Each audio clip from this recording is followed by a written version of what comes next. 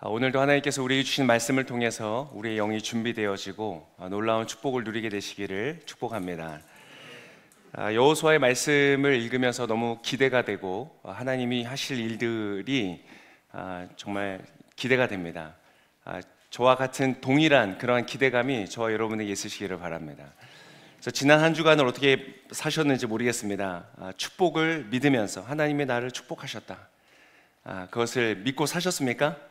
네, 그것을 믿고 살아갈 때 어렵습니다. 왜냐하면 그 내용과는 다른 것 같은 삶의 환경들을 만나기 때문이죠. 그래서 그때의 방법도 알려드렸습니다. 내가 좌절되고 낙심될 때, 믿어지지 않을 때 내 영혼아 어찌하여 낭망하느냐 하고 하나님을 바라면서 자신의 영혼에 선포하고 강함을 선택하라, 이렇게 말씀을 드렸었습니다. 그리고 움직이라, 믿음으로 나아가라고 말씀드렸습니다. 어떻게 한 주간 동안 움직이셨습니까? 네, 움직이셔야 됩니다. 자, 오늘 이 탁월한 정복자였던 이 여호수아, 그리고 여호수아 세대, 이 사람들을 통해서 우리가 이 축복을 이제 준비하고 정복하고 누려가는 여정들을 함께 할 텐데, 오늘은 이 여호수아로부터, 또 여호수아의 세대로부터 우리가 배워야 되는 아주 중요한 것을 나누기를 원합니다. 가장 중요한 것, 그런데 많지 않습니다. 오늘은 딱 한 가지를 말씀드릴 겁니다. 들어오면 조금 의외라고 느껴지실 수도 있지만, 또 들어오면 당연한 얘기일 수도 있습니다. 자, 오늘 말씀드릴 정복자의 특징, 정복하고 다스리며 승리하는 사람의 특징, 그것은 무엇인가? 먼저 정답을 말씀드리고 시작하겠습니다. 바로 순종입니다. 자, 오늘 본문의 16절과 17절의 말씀을 우리 같이 한번 읽어보겠습니다. 시작. 그러자 그들이 여호수아에게 대답했습니다. 무엇이든 당신이 우리에게 명령하시는 대로 하겠습니다. 어디든 우리를 보내시는 곳으로 가겠습니다. 우리가 모세에게 모든 일에 순종했듯이 당신에게도 귀 기울이겠습니다. 오직 당신의 하나님 여호와께서 모세와 함께 하신 것처럼 당신과도 함께 하시기를 빕니다. 오늘 이 여호수아의 세대가 말하는 것은 상당히 급진적입니다. 무엇이든 명령하십시오. 어디든 보내시는 곳으로 가겠습니다. 순종인데 그냥 순종이 아니라 무조건적인 순종의 자세를 보여주고 있습니다. 이것이 바로 여호수아 세대의 특징이었다. 근데 이 말씀을 드리는 것이 사실 쉽지 않은 이유는 무엇이냐면, 지금 이 시대에, 우리가 살아가는 이 시대에 순종이라는 단어만큼 인기가 없는 단어도 없기 때문에 그렇습니다. 우리는 지난 세기 중후반부터 포스트 모더니즘이라고 불리우는 새로운 2차 세계대전이 끝나고 그 이후에 나타난 새로운 사조의 영향을 굉장히 많이 받았습니다. 그 사조의 특징이 무엇이었죠? 한마디로 정의하면 권위의 해체입니다. 나한테 이래라 저래라 하지 마라. 진리란 없다. 모든 사람들이 따라야 되는 규리라는 것은 없다. 그래서 서로를 존중하고 서로의 의견을 받아들여줘야 된다는 것이 굉장히 강하게 일어섰던 그런 시대였습니다. 그래서 아직도 포스트 모더니즘이다. 아직도 이제 언어가 정리는 안 됐지만 포스트 모더니즘을 좀 지나가고 있다고 보여지지만, 그래도 여전히 순종이라는 단어 자체가 조금 억압과 복종의 정당화 또는 요구로 느껴지는 좀 부정적인 이미지가 있는 것 같습니다. 그리고 순종적이 된다는 말은 마치 자아를 상실한 것 같은 그런 이미지를 받게 되는 것이죠. 그래서 권위에 저항하고 권위를 파괴하고 하는 것은 박수를 받지만, 권위에 순종하는 것은 그렇게 인기가 없는 시대를 살고 있습니다. 이 마블이라는 영화사에서 영화를 만들었던 것 중에 가디언스 오브 갤럭시라는 영화가 있었습니다. 별로 알려지지 않은, 우리 한국에는 알려지지 않은 캐릭터들에 대한 이 만화를 영화로 한 것인데, 이제 너무 잘 만들어서 전 세계적으로 상당히 흥행을 하고 영향을 끼친 영화입니다. 그 가디언스 오브 갤럭시 2에 보면 어떤 내용이 나오냐면, 주인공인 피터 퀼이라는 사람이 그의 아버지를 만납니다. 한 번도 본 적이 없었던 자기 아버지를 만났는데 아버지가 창조의 신인 거예요. 신이고 에고라고 불려지는 이름의 사람으로서 자기의 행성이 있는 그런 어쨌든 신적인 존재를 만났는데요. 이 영화 전체의 스토리가 무엇이냐면 바로 이 피터 퀼 주인공이 자신의 아버지를 죽이는 것이 전체 영화의 스토리입니다. 물론 이제 좀 악한 존재로 나오기 때문에 그렇게 되지만 아무튼 권위의 상징이라고 볼 수 있는 아버지라는 존재가 그렇죠. 권위의 상징인 아버지를 제거하는 그러한 스토리를 갖고 있었던 영화이고 상당히 흥행을 했습니다. 근데 사실 이것이 전혀 새로운 스토리는 아닙니다. 지금으로부터 약 2500년 전으로 거슬러 올라가면 오이디푸스 신화라는 것이 나타나죠. 오이디푸스 신화에서 보면 역시 이 주인공 오이디푸스도 그의 아버지를 살해합니다.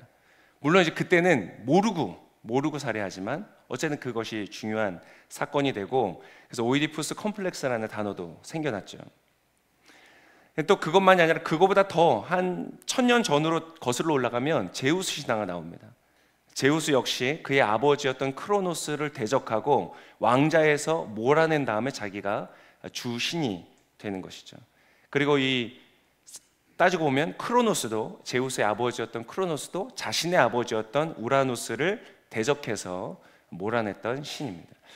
즉 이렇게 권위에 대해서 권위를 무너뜨리고 해체시키고 내가 그 자리에 올라서는 스토리는요 인류 역사 전체 속에서 이 포스트 모더니즘 때만 잠깐 나타난 게 아닙니다.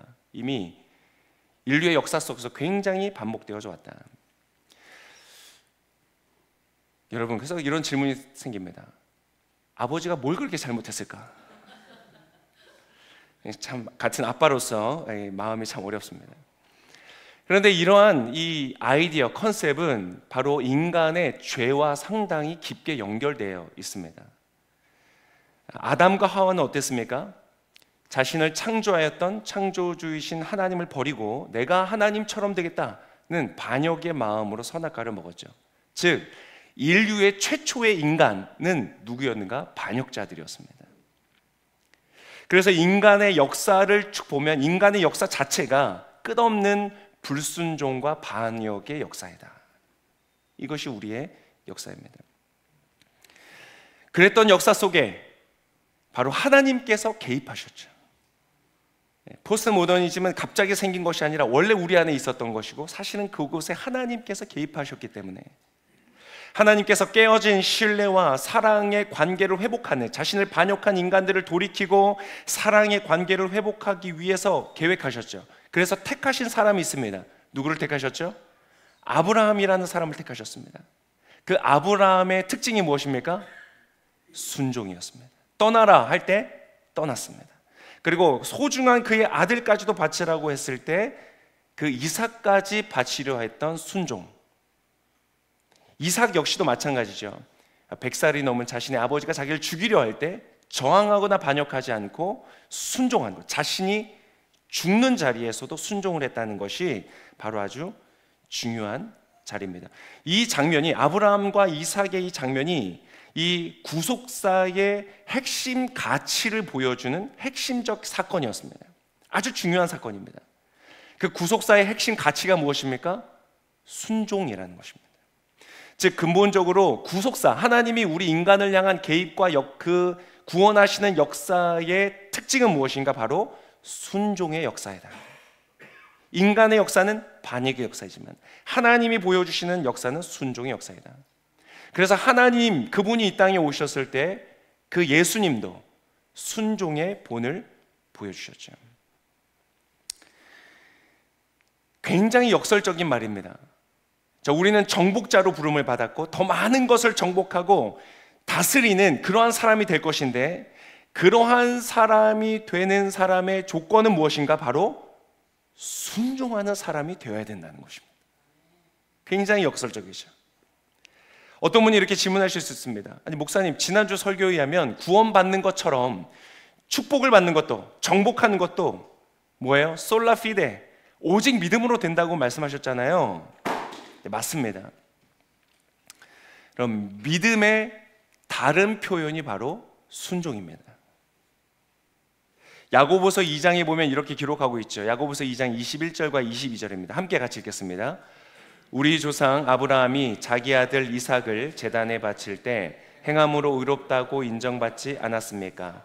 당신이 알다시피 믿음이 그의 행함과 함께 일하고 행함으로 믿음이 온전하게 된 것입니다. 성경은요, 사실 믿음과 순종이라는 단어를 거의 동일하게 사용합니다.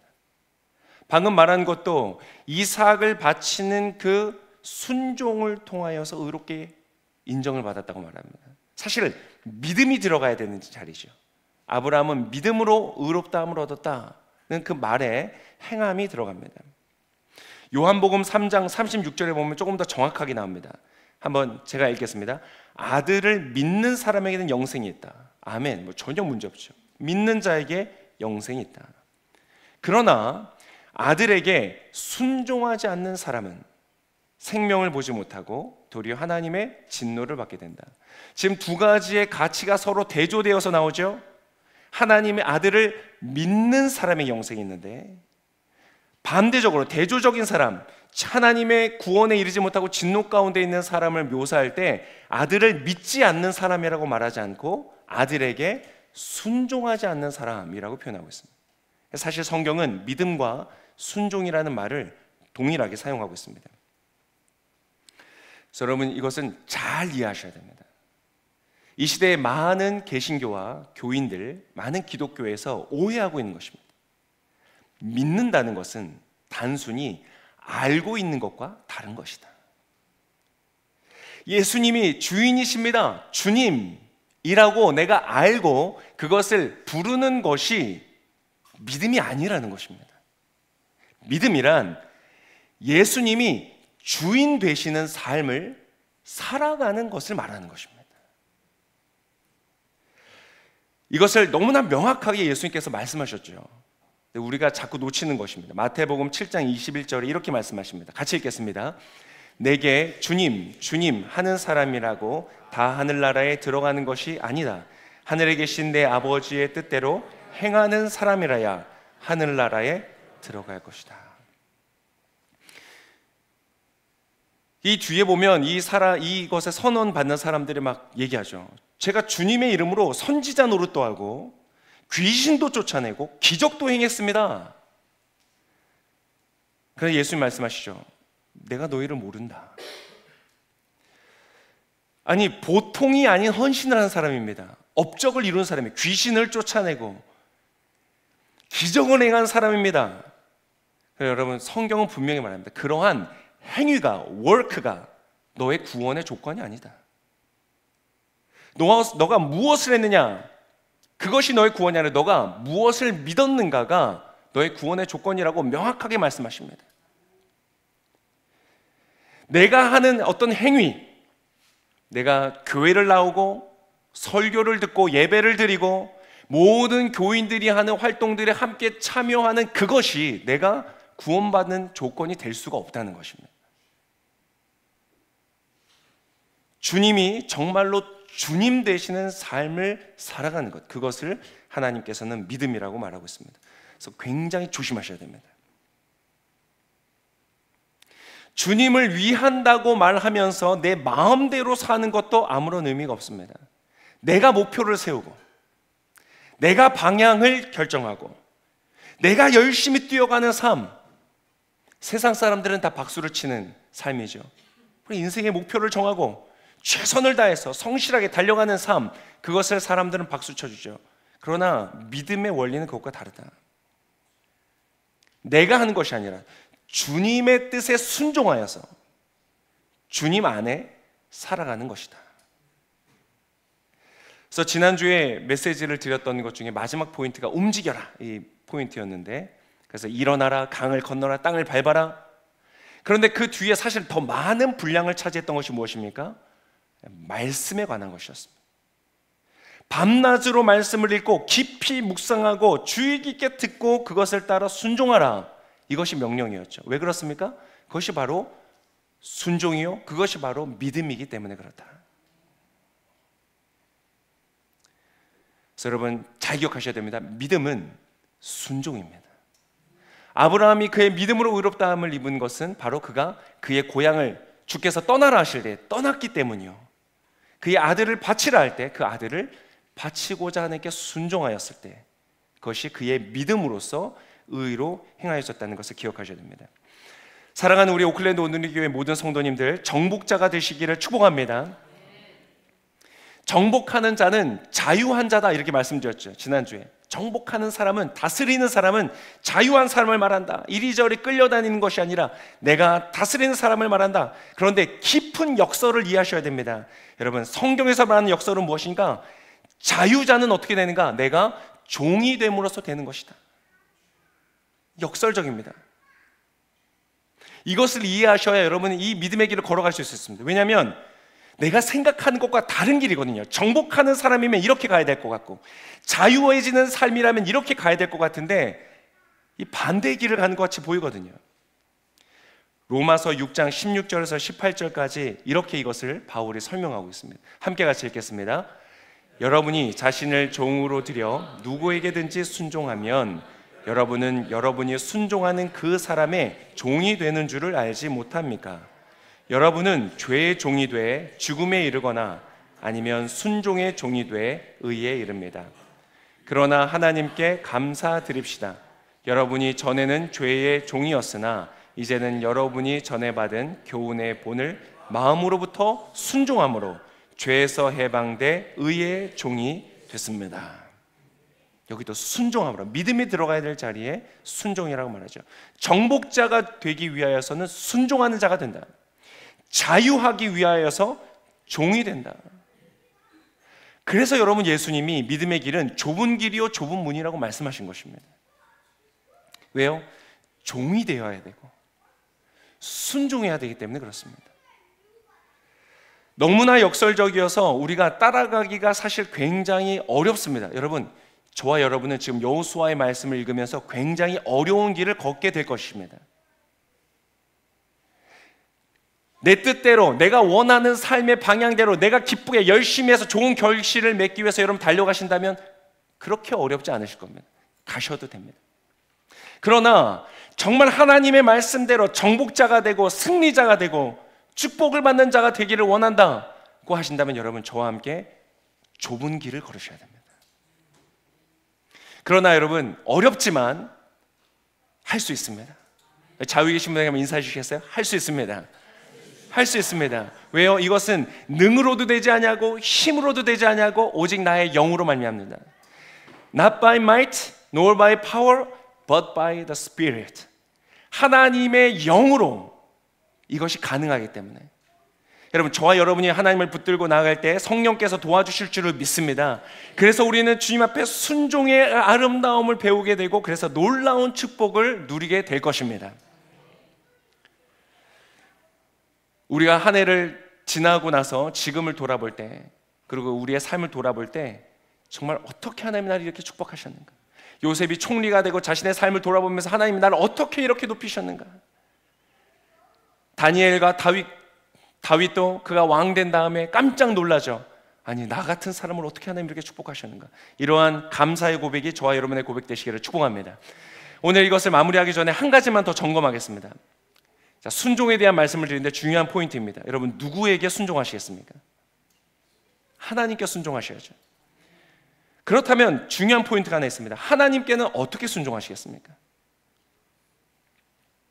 이것을 배우기 위해서 오늘 이 말씀으로 볼 필요가 있습니다. 여호수아의 세대의 중요한 특징입니다. 17절의 말씀 다시 한번 같이 읽겠습니다. 시작.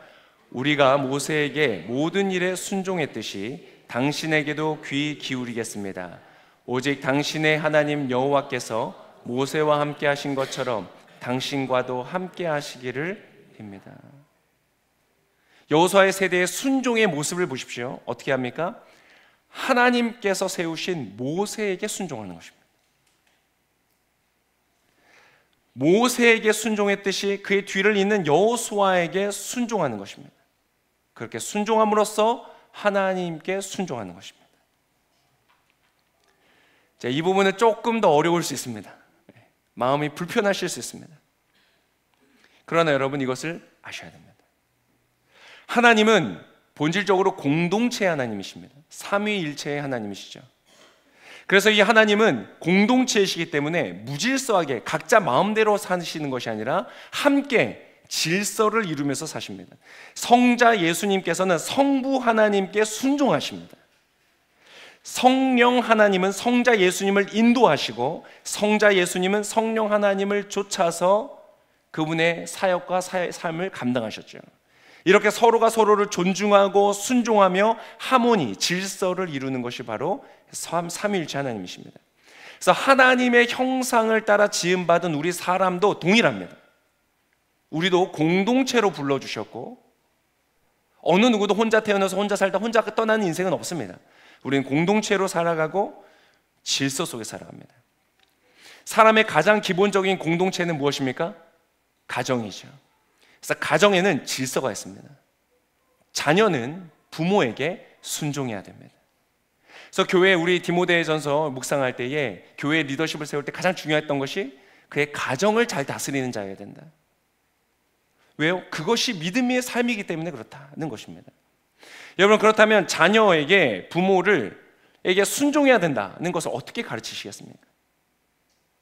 여러분, 엄마는 아빠에게 순종하는 모습을 보여줌으로써 자녀들에게 순종을 가르치시는 겁니다.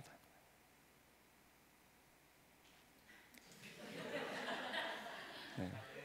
이쯤 되면 이제 진짜 들을 거 다 들었구나. 요즘 젊은 세대들은 굉장히 어려운 부분입니다.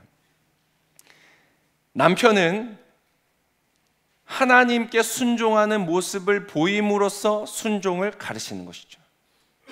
억압하고 강요해서 요구해서 순종을 가르치는 것이 아닙니다. 너 순종해, 이것이 아닙니다. 예수님처럼 그분이 죽기까지 하나님 앞에 순종하였다.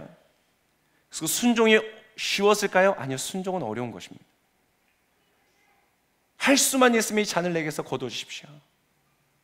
하지만 내 뜻대로 하지 마시고 아버지의 뜻대로 하옵소서라는 그 순종의 결단은 마치 땀방울이 핏방울 되는 것처럼 고통스러운 결정이었다고 말합니다. 때때로 어떤 순종은 너무나 하기 힘든 것이죠. 그러나 바로 그것으로 가르치는 것이다. 우리 교회도 마찬가지입니다. 주님의 몸된 교회도 공동체의 질서가 있습니다. 우리 온누리 교회도 질서가 있습니다. 온누리 교회는 저는 제가 마음대로 목회하는 것이 아닙니다. 물론 하나님께 제가 순종하죠. 그러나 기본적으로 하나님께서 세우신 이재훈 목사님께 순종하는 것입니다. 근데 사실 이재훈 목사님의 어떤 지침을 제가 받을 수 없습니다. 그러기에 너무 먼 당신이죠. 저는 이재훈 목사님이 함께 사역하기 위해 세우신 그 위에 리더 목사님들께 순종하는 것입니다. 그 리더 목사님들이 세우신 해외 같은 경우는 해외 비전 교회들이 있습니다. 미주에는 미주 교회들이 있고 미국에 일본에 일본 교회들이 있고 권역별로 나눠져 있고 우리는 본부 권역이라고 해서 애매한 곳들을 다 모아놨습니다. 오클랜드, 시드니, 아부다비, 홍콩, 호치민 이렇게 이 나라들이 이게 대륙이 다 흩어져 있기 때문에 여기 이렇게 모아서 본부 권역. 그러면 저는 이 본부 권역 아래에 속해서 그 리더에게 순종하는 것입니다. 이것이 바로 온누리 교회의 아름다운 질서인 것이죠. 이렇게 순종을 하는 것을 배우는 것입니다. 성도님들께서는 목회자에게 순종하셔야 됩니다. 이 얘기를 하기가 굉장히 어려운 것은 제가 목회자이기 때문이죠. 그래서 제가 잘 얘기를 안 하려고 합니다. 그리고 이것이 오용된 경우들도 많았죠. 하지만 기본적인 것은 그렇습니다. 순원분들은 어떻게 하셔야 될까요? 순장님께 순종하셔야 됩니다. 아멘이 좀 많이 줄어드신 것 같은데 느낌인가요? 네. 순종하셔야 됩니다. 팀원들께서는 세워준 팀장에게 순종하셔야 됩니다. 의견을 낼 수 있습니다. 제 생각은 이렇습니다. 그러나 리더가 결정을 하면 생각이 다르더라도 따르셔야 됩니다. 그것을 배우실 수 있어야 됩니다. 목사님 죄 짓자고 하시면 어떻게 합니까? 당연히 그건 순종 안 하셔도 됩니다. 저 집을 가서 털자거나 이런 죄를 짓는 것에는 그보다 더 높으신 하나님의 권위에 순종하는 것이 맞죠. 그러나 죄 짓자고 하는 것이 아니라면 그것이 효율의 문제이거나 더 나은 길에 대한 문제이거나 그렇다면 내 생각이 더 좋아 보인다고 할지라도 그럼 리더의 결정에 순종할 수 있어야 되는 것입니다. 여러분 그것을 기억하시길 바랍니다. 우리는 공동체와 질서 아래에 있습니다. 그것에 순종하면서 하나님께 순종하는 것을 배우고 훈련해 가는 것입니다. 여러분 말씀을 좀 마무리하려고 합니다. 오클랜드 온누리교회에 하나님께서 기쁨으로 우리를 사랑하셔서 놀라운 축복을 지금 주고 계십니다. 우리를 정복자가 되게 하시고 다스리는 자가 되게 하시고 승리하는 사람이 되게 할 것을 믿습니다. 우리의 삶에 넘치는 아름다운 축복들, 젖과 꿀이는 가나안 땅처럼 우리가 밟는 곳마다, 밟는 삶의 영역마다 다스리게 되는 놀라운 축복을 주실 줄을 믿습니다. 그러한 것을 가정 속에서 또 개인의 삶 속에서 뿐만 아니라 우리 오클랜드 온누리 교회로서 이 놀라운 축복을 누리게 되기를 소망합니다. 그것을 위하여서 우리는 주의 말씀을 따라 하나님께 순종하고 또 주어진 리더십에게 순종하는 것을 훈련하고 배움으로써 나아가는 놀라운 축복의 길을 포기하지 않고 걸어가는 저와 여러분 되시기를 예수님의 이름으로 축복합니다.